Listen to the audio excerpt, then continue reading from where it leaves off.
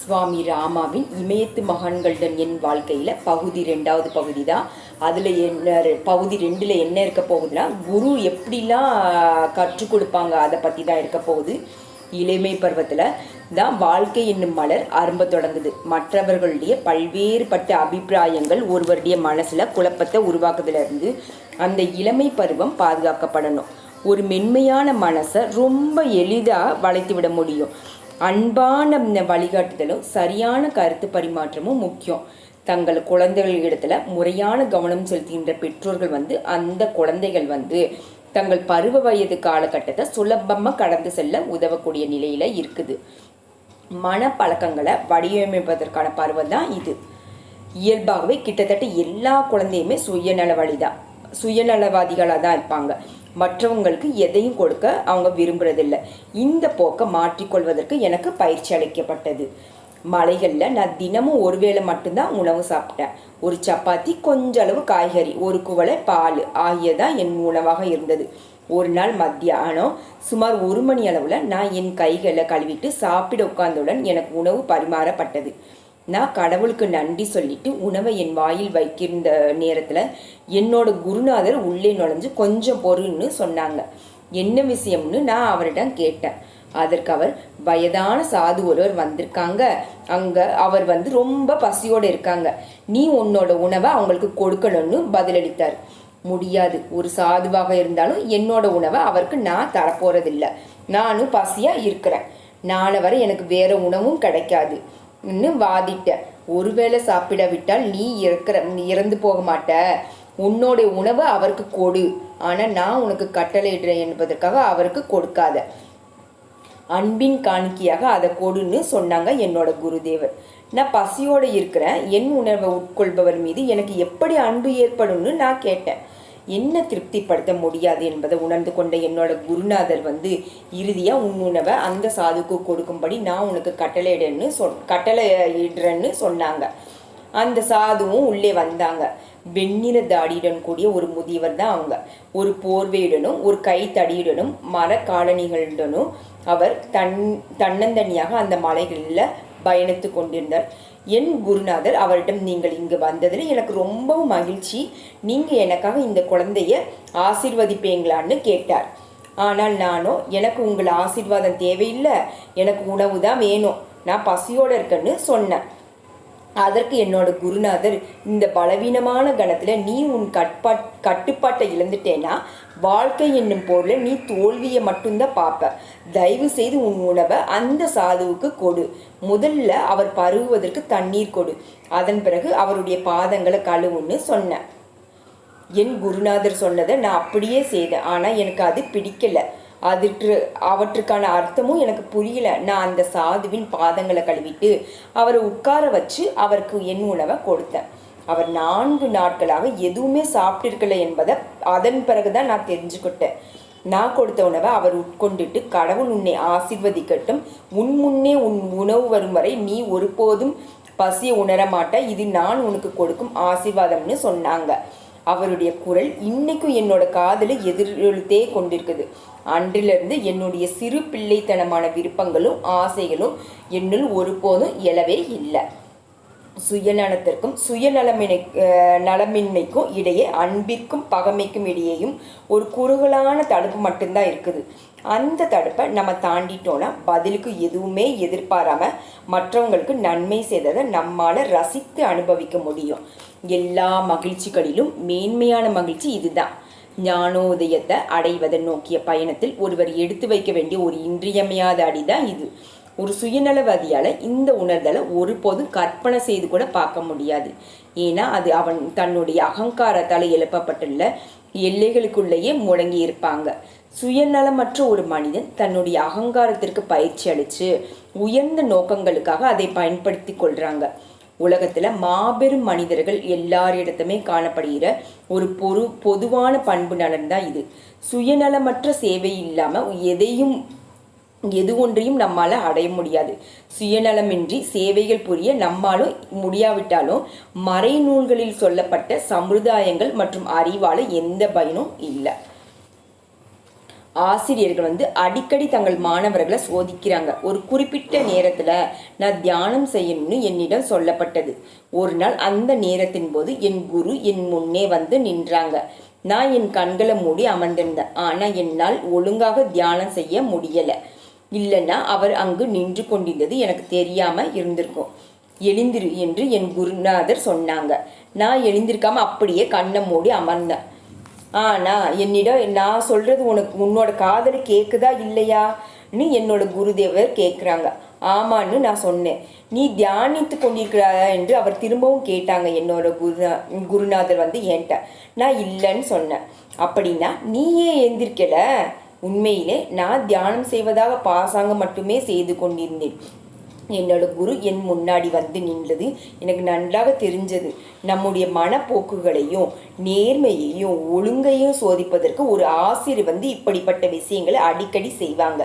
அவர் உங்களிடம் ஒரு ரகசியத்தை சொல்லிட்டு இன்னொரு மாணவரின் காதலிலும் அதே ரகசியத்தை கிசு விட்டு வேறு யாரையும் இதை சொல்லக்கூடாதுன்னு உங்கள் இருவரிடமே சொல்லுவாங்க. நீங்கள் 2 பேருமே உங்கள் ரகசியங்களை பாதுகாப்பதற்கு பதிலாக அதை ஒருவருக்கொருவர் பகிர்ந்து கொள்றீங்க. இந்த விதத்துல ஒரு மாபெரும் ரகசியத்தை பாதுகாப்பதற்கு நீங்க இன்னும் தயாராகலன்னு என்பதை அவங்க தெரிஞ்சுக்கிடுவாங்க. வேறு யாரிடமோ உன் ரகசியத்தை சொல்லக்கூடாதுன்னு நான் சொன்னேனோ இல்லையோ, அதன் பிறகு ஏன் அதை நீ அவன்கிட்ட சொன்னன்னு அவங்க கேட்பாங்க. குருதேவர் வந்து ஆசிரியர்கள் தங்களோட மாணவர்களை அதிக தீவிரமான சோதனைகளுக்கு உட்படுத்துவாங்க. சில சமயங்கள்ல அங்கேயே நில்லுன்னு சொல்லிட்டு 3 நாட்களுக்கு அவங்க அந்த பக்கம் வரமாட்டாங்க. மழை பெய்தாலும் சரி, குளிராக இருந்தாலும் சரி, சில நாட்கள் கழித்தே தான் அவங்க உங்களை வந்து பார்ப்பாங்க. இப்படிப்பட்ட பல சோதனைகளுக்கு அவங்க உங்களை உட்படுத்துவாங்க. ஒருவருடன் தற்சார்புடன் இருக்க கற்றுக்கொள்வதற்கு அவருடைய வலிமை வந்து அடிக்கடி சோதிக்கப்பட வேண்டும். ஆசிரியர்கள் தங்கள் மாணவரை சோதிப்பதன் மூலமா அவங்களுக்கு சுய ஒழுங்கை கற்றுக் கொடுத்து தற்சார்பை அவர்களிடம் ஊக்குவிக்கிறாங்க. ஒரு மாணவனின் முன்னேற்றத்தை கணிப்பதற்கு சோதனை வந்து ரொம்பவும் முக்கியம். மாணவர்கள் தங்கள் சொந்த முன்னேற்றத்தை மதிப்பிடுவதற்கும் தங்களையும் அறியாம தாங்கள் செய்துள்ள தவறுகளை தெரிந்து கொள்வதற்கும் சோதனைகள் வந்து அவங்களுக்கு உதவுது.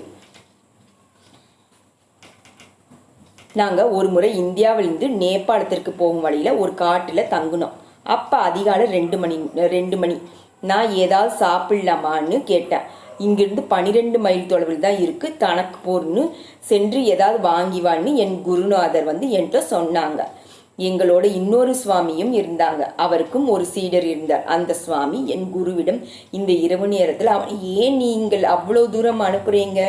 என்னுடன் இருக்கும் என் சீடனை நான் ஒருபோதும் இப்படி அனுப்ப வைக்க மாட்டேன்னு சொன்னாங்க.